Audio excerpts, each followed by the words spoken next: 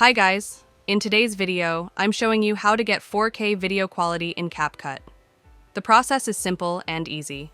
The first thing you have to do is open your Capcut application, and after it opens, import your video by tapping on this import icon. After importing to Capcut, tap on your video and drag it to the timeline of Capcut.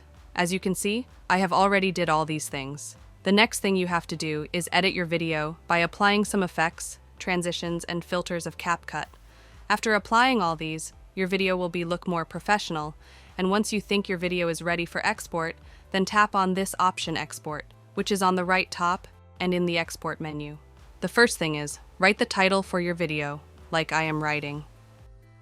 After writing the name, here you can choose the desired folder where you want to export this video. Tap on this option and choose a desired location. The main thing is resolution. Tap on this and set this to 4K.